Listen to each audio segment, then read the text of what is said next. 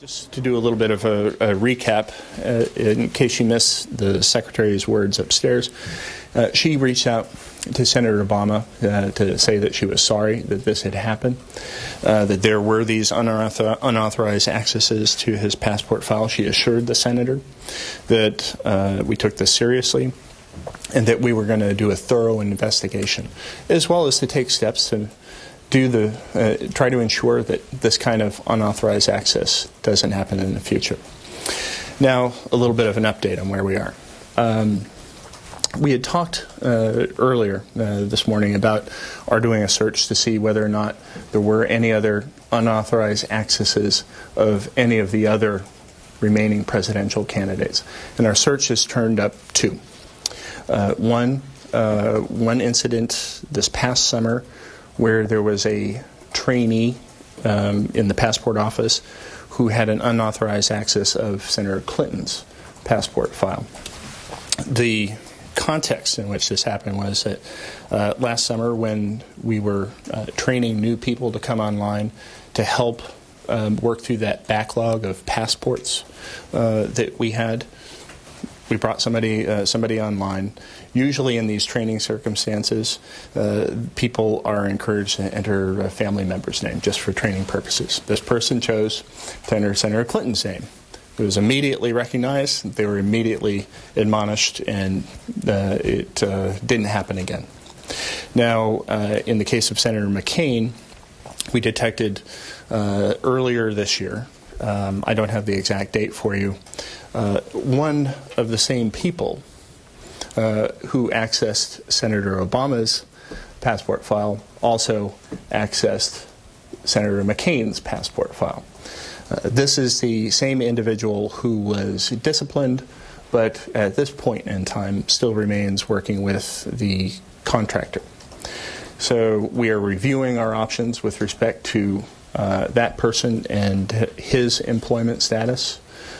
Currently, Pat Kennedy, as well as some other State Department officials, are up on the Hill now briefing Senators Obama, Clinton, and McCain's staffs on these incidents.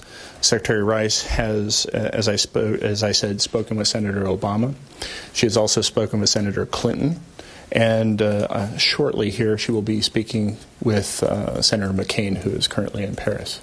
So that's the update of where we stand, and be happy to take your questions. Two things, if I may. One, did she apologize to Senator Clinton? Do you expect her to apologize also to Senator McCain?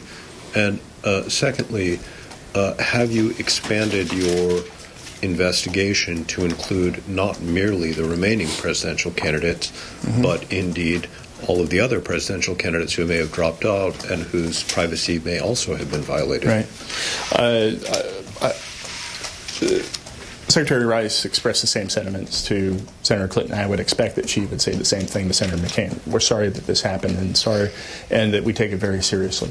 We're going to do a full investigation. And that investigation is going to be led by our Inspector General here in the Department of State. Our acting Inspector General is going to be supervising the investigation. The direct lead on the investigation is going to be led by our Director of the Investigations Branch. This is somebody who has just recently retired from the U.S. Secret Service as a special agent who has years and years of experience in investigative work. The Secretary has made it clear through Pat Kennedy to them that this is top priority. There's nothing else that's more important than make sure to go through and do this investigation. Now, you bring up a good point. They are going to take a look at these particular unauthorized accesses that we have talked about now in the case of these three presidential candidates. But they're also going to take a look at whether or not there are any systemic issues that need to be addressed. And in the course of doing that, if they come across any other incidents, of course they are going to report those.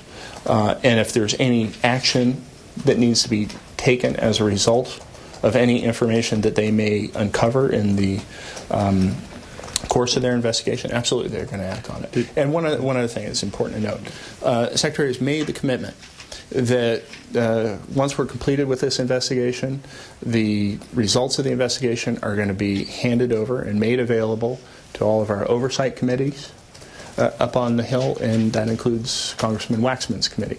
So we're in a mode here of being as transparent and open as we possibly can.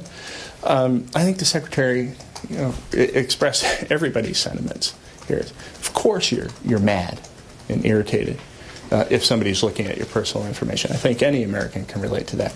And I have to tell you that we take very seriously the trust that is put in us in safeguarding American citizens' personal data. There's a trust relationship there when somebody hands over a passport application or any other sort of application to the U.S. government. We take that trust very seriously. And we try to put in place sophisticated and elaborate safeguards to make sure that if people break the rules, and we don't want to see them break the rules, but if people break the rules, that's detected and that we can punish those people. And that holds not only for notable personalities such as presidential candidates or any other notable people in American society, but for every citizen. The controls may be a little bit different, and I'm not going to get into how we monitor the activities and access to these people's files, because to do so would really only be would only serve to tip people off to how we monitor the accesses. But it's an important point, because I know a lot of people are watching this story, they're interested in the story, and understand why. But people should know that our vigilance applies not just to VIPs, notable personalities. The same kind of vigilance applies to every other passport application that we handle. Can I follow up? I didn't understand one thing. You said you're going to take you're going to take a look to see if there's a systemic issue. Mm-hmm. I mean, are you going to specifically look at both all the other presidential candidates and indeed all the people that you designate as high-profile people to make sure that this hasn't happened to them? And then the other thing is, this morning you said, and last night in the call you said the system worked. Do you believe that the system worked when the system was not able to prevent the multiple accesses, unauthorized accesses to one presidential candidate, and now the unauthorized access to two others? Do you still feel like the system worked? Yeah, I do feel like the system worked, and we do feel like the system worked, but the system isn't perfect. And what you do in these kinds of circumstances is you learn.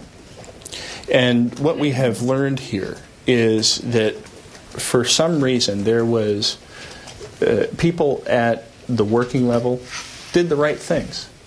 They confronted these employees who had accessed these files in an unauthorized way, and they took action. That was the right thing to do, and that's by the book. What didn't happen is that information didn't rise up to senior management levels so that we could be made aware of it. That should have happened. And Pat Kennedy, who is our Undersecretary of Management, has made it clear to everybody involved in this process that he expects that to happen. If there are any future such incidences, and we all hope that there aren't, that he expects, and frankly the Secretary expects, that senior level management is going to be made aware of these things. And why is that important? That's important so that people in positions of management responsibility in this department can take steps that they deem prudent and that they deem right to make sure that you don't have those kinds of multiple incidences. And it's a fair question to ask, well, if senior management had been notified and you had somebody in a position more senior in the management structure notified of this, could they have taken a decision to perhaps put additional safeguards in place? The answer is yes. And Pat Kennedy is looking at ways in which, in particular for the three individuals in this case, Senators Clinton, Obama, and McCain, who have had their files accessed in an unauthorized manner, looking at how we can put in place safeguards so that there is a positive control at a senior management level for anybody who wants to do work on those files. Now, in doing that, we want to make sure that we can do our job and we can do the work that we've been assigned to do. So that's one thing we are going to take a look at system-wide. We have already made it very clear we expect information to flow up, which didn't happen in these cases. We expect it to happen in the future. The Secretary expects it to happen in the future. And the Inspector General will take a look at any issues, any other issues that might be identified in the course of their work. As for your other question about other individuals, let me get back to you. I'm not aware that we have done any other searches, but let me take that question. We'll get back to you.